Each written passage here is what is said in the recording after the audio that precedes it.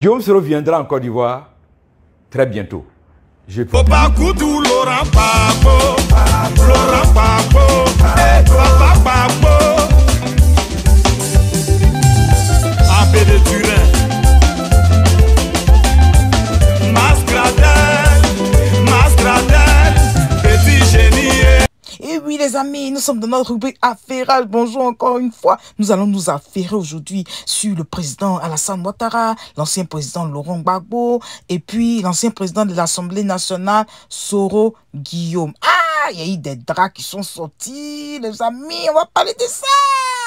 Dans Paris Match avant-hier, le président Ado, il a clashé l'opposition. Il a clashé l'ancien président Laurent Gbagbo. Il a clashé l'ancien président de l'Assemblée nationale Soro Guillaume. Mais Soro Guillaume, il n'a pas laissé pour lui.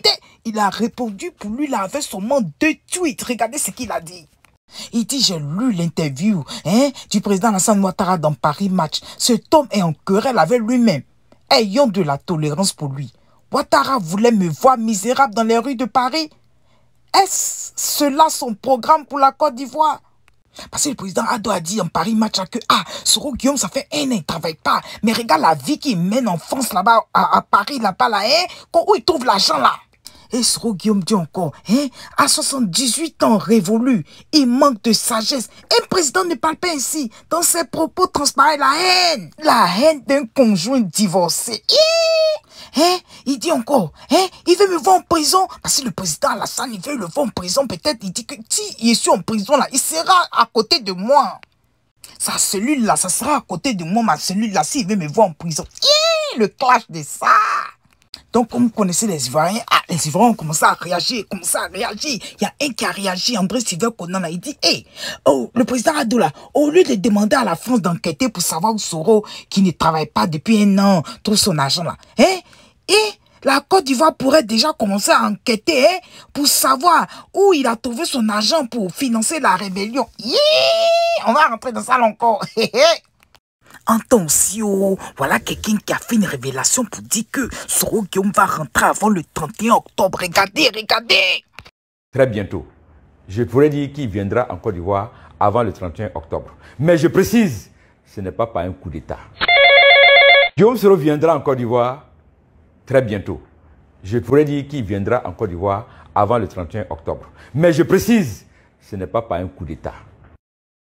Guillaume Soro viendra en Côte d'Ivoire très bientôt.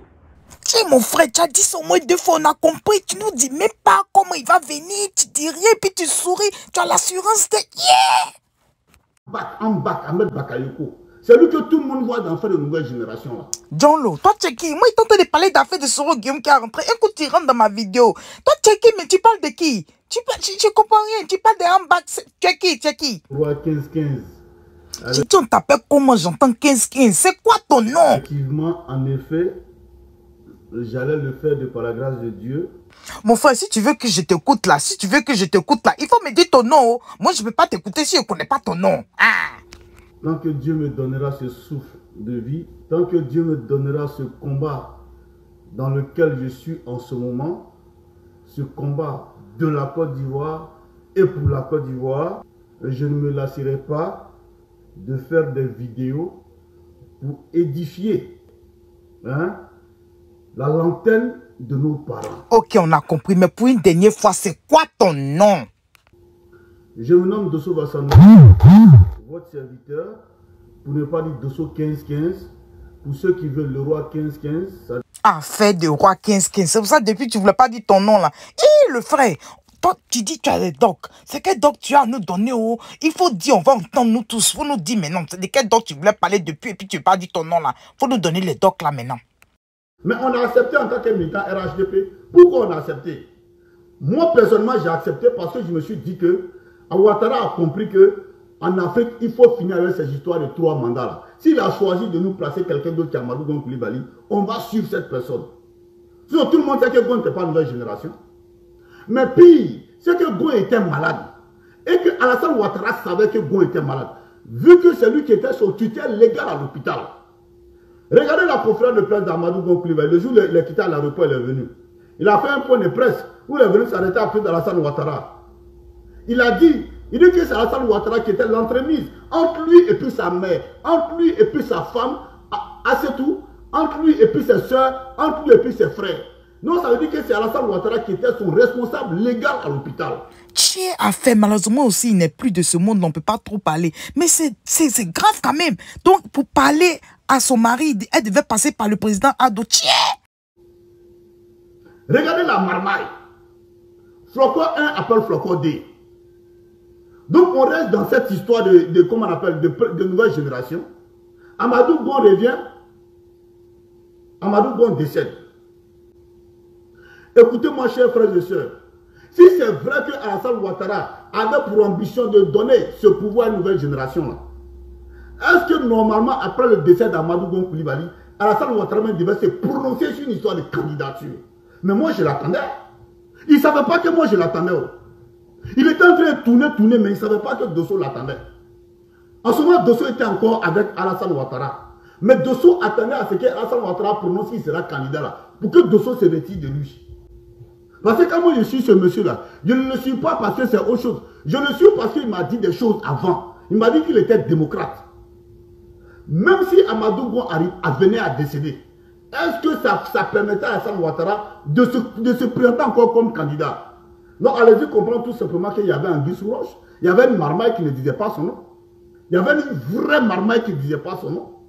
Alors que nous tous, nous savons que dans le RHDP d'Alassane Ouattara, il n'y a pas deux candidats. Le seul candidat au RHDP, jusqu'à ce que ce parti-là quitte au pouvoir le 31 octobre, si Alassane Ouattara est candidat, bien sûr, le seul candidat, l'unique candidat au RHDP, c'est Alassane Ouattara. Il n'y a pas deux candidats. Je ne sais pas comment Amadou Gon n'a pas compris ce système-là. Il aurait dû comprendre que c'était une marmaille. Il n'y a qu'un seul candidat au RHDP, jusqu'à ce que ce parti-là, pas dans l'opposition. Parce que ce couple-là, le couple Ouattara, peut jamais donner la direction de ce parti-là à quelqu'un d'autre hors Alassane Ouattara. Ce n'est pas possible. La dernière fois, je vous ai expliqué comment les choses sont venues, lui et puis sa femme. D'abord, c'est sa femme qui a découvert les trésors de la Côte d'Ivoire grâce à Feu Félix Houphouët-Boigny. Donc, vous voyez, donc il n'y a pas deux candidats dans ce parti-là. Qui mon frère, tes secrets là, il faut garder pour toi. Tu étais RHDP à vous, il faut garder tes secrets. Entend aussi une autre victoire du côté de l'opposition. Après l'ONU, là, c'est la Cour africaine des droits de l'homme qui a demandé à Ado de faire entrer Gbagbo, de faire entrer le président Laurent Gbagbo, vite. Et ils ont dit, enlevez votre histoire des 20 ans de prison, votre histoire des caisses, des BCAO, il n'a rien fait, donc enlevez ça vite de son fichier et puis il va rentrer. Comme je vous avais expliqué la semaine passée, là, la Cour africaine des droits de l'homme est au-dessus du Conseil constitutionnel. Oui, même si la Côte d'Ivoire s'est retirée là, mais ils n'ont pas fait vite. Ils devaient se retirer depuis 1 an. Donc, ça veut dire que, actuellement là, ils doivent toujours écouter la Cour africaine des droits de l'homme, les amis. Donc, on espère vraiment que au Pakoudou, Laurent Gbagbo va rentrer et qu'on puisse voir au moins son sourire. Même si ce n'est pas pour les élections, mais au moins qu'il puisse rentrer, se reposer dans son pays. On demande à ce que le président du COJEB, oui, puisse rentrer, Charles Blé Goudé. On demande à ce que tous les exilés politiques rentrent. Vraiment, il faut que ça soit une grande fête. Il faut qu'on ait une réconciliation totale des Ivoiriens. Oh, vraiment, ça sera tellement beau. C'est bon d'être optimiste dans la vie. C'est bon d'être optimiste. Si tout le monde peut penser comme ça, là, vraiment quelque chose va changer. Mais je vous donne rendez-vous le 3 octobre pour qu'on puisse parler. Soignez-moi pour qu'ensemble on demande le report. Cet appel qui invite tout le monde à un meeting le 3 octobre au stade d'Anono. Ensemble, acceptons de perdre des mois pour discuter au lieu de perdre des vies humaines. J'ai choisi la vie et j'ai choisi le report des élections. Et les élections, c'est un rendez-vous citoyen. Ce n'est pas un rendez-vous avec la mort. Ce n'est pas un rendez-vous avec la violence.